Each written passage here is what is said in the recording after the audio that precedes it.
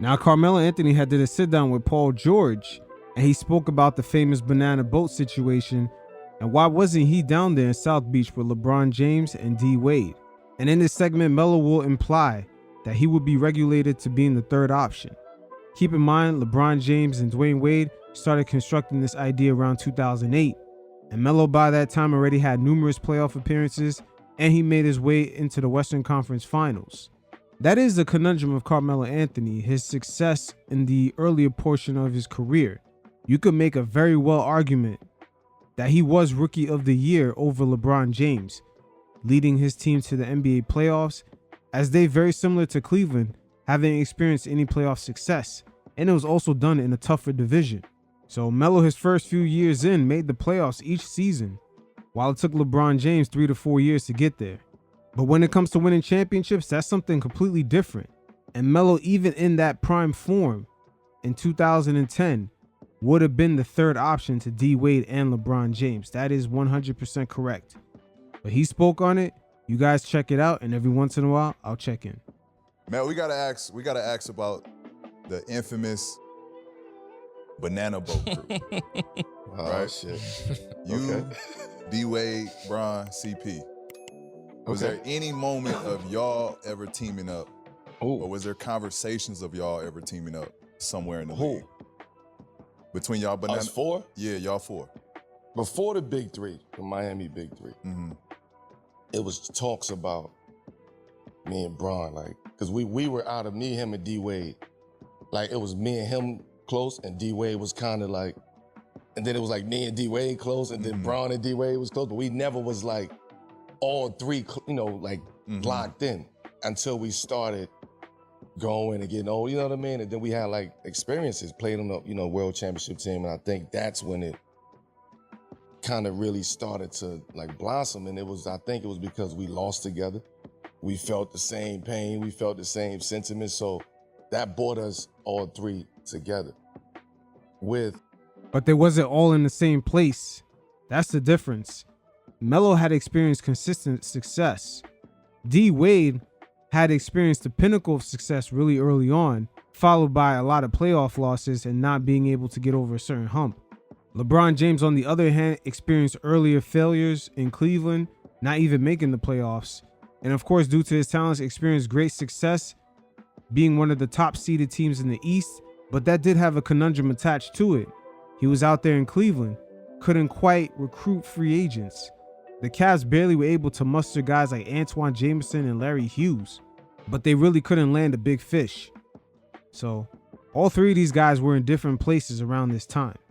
And in a way, I don't fault Melo for just wanting to go out on his own, because at that time, his proof of concept, it was working, especially out there in the West. That shit was tough. Bron, it was always like, yo, we got to make it happen. Like, some way, somehow, the opportunity comes, let's make it happen. We just never knew where. I could tell you what, it was never happening in Cleveland. Even Chris Bosh, after the South Beach tour, he did not want to make that stop with LeBron James out there in Cleveland. LeBron, as great as he is, he was not getting guys to come out there easily.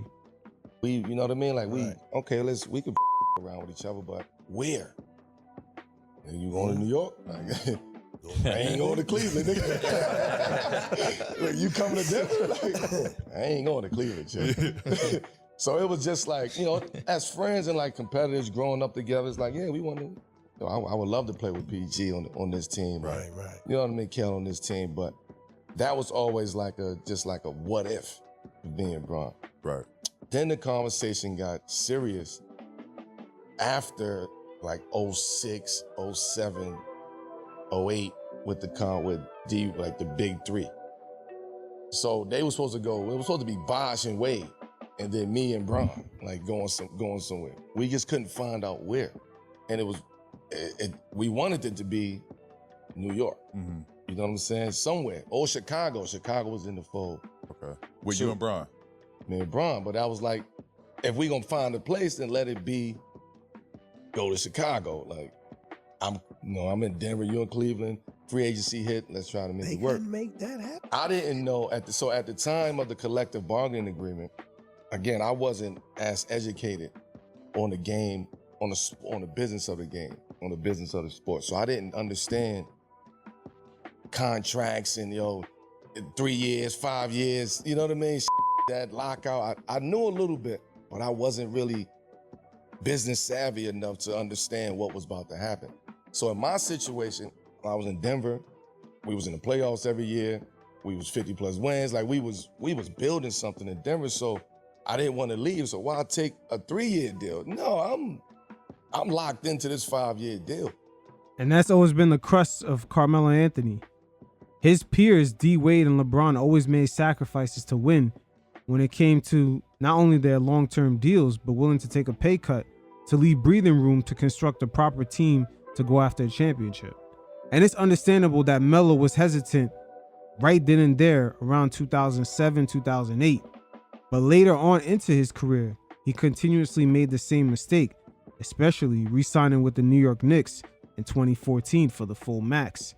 Even though they had no assets, no good players on the team, they pretty much was in no man's land, but yet Melo still took a full max deal. And it was like 5 years, like, I don't know, 85, some shit like that. Right. And I got ridiculed for taking a 5-year deal. Like, what? You know where the come from? I'm not leaving no money on the table. But This was me at that, at that age. Like, I'm not. And he deserved the money. He should take the money. But he's got to take everything that it comes with. The lack of playoff success, no final appearances or NBA championships. He's got to take all that to the chin.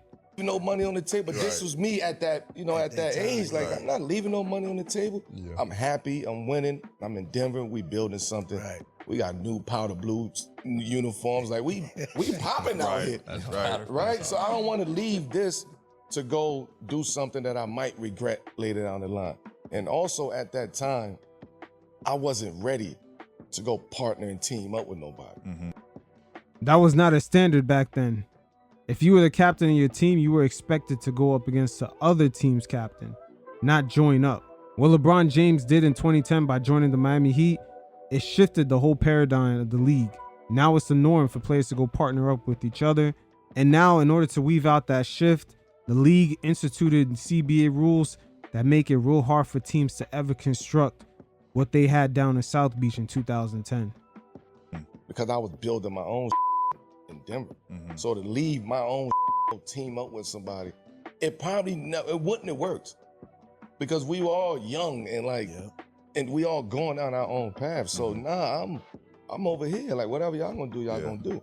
So I get the call when they say, yo, it's a lockout. Lockout's coming. Yo, we taking a 3-year deal. Right? So let me think about that. Hit y'all back, man. Hit y'all back. Call my agent at the time, which was, I think I was with Bill Duffy at the time and Calvin Andrews. And I'm like, 3-year deal. Yo, bro, it's no conversation. I'm staying. I'm taking a 5-year 85. I'm staying in Denver. I'm happy, boom, boom. So they was trying to finagle how to make that work. And then it was like, I think one of them had to take like 16 and the other one 17 and the other one like, you know what I mean? Like all of them had to really sacrifice, which I take my hat off to them. Yep, they made that sacrifice to get Pat Riley more breathing room for the bench and to get Udonis Haslem back on the team. He made the ultimate sacrifice overall. That summer, Haslem definitely qualified to get a decent contract. For doing that, because that's hard as to leave at that point in time in your career, young like that, we always at the top of the game. Right. And just say all of that and come together, like nobody was thinking about that. So when they did it, it just made everybody like, oh, Melo, you could have been the 4th one. Now right there, Melo would have never been the 4th one. It would have only been 3 players. So Chris Bosh would have been X'd out of that, but Melo would have been the 3rd option. That's really what he means right here.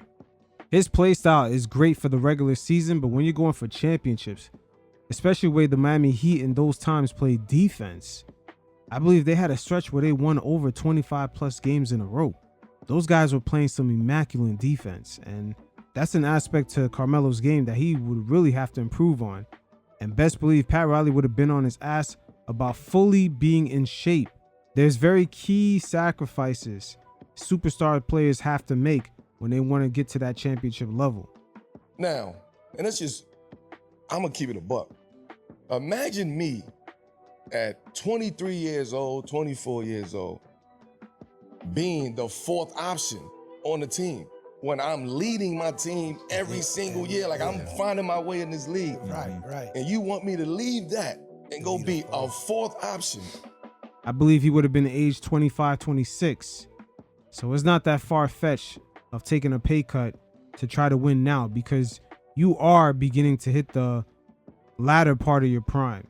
The part where your IQ and your athleticism sort of combine at the perfect point before the athleticism starts to weigh down and the basketball IQ starts to continuously go up. I don't know mentally how I was going to be ready for that.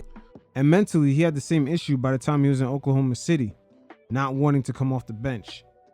So Melo's one of the greatest scorers we've ever seen in the league, but his willingness not to adapt and not making the key sacrifices that had to be made in order to get to that championship level is really what caused him a lot of the stresses in the latter part of his career. Had Chris Bosh been X'd out of the equation, Melo no doubt would have been the third option. There would never be four options. These guys will have to take such a significant pay cut, it might not even be worth it. D Wade already had the resume by that time with the finals MVP, just being that type of caliber player that you can take all the way to the finish line. And of course, LeBron James being the ultimate NBA prodigy and just his overall talent and basketball IQ.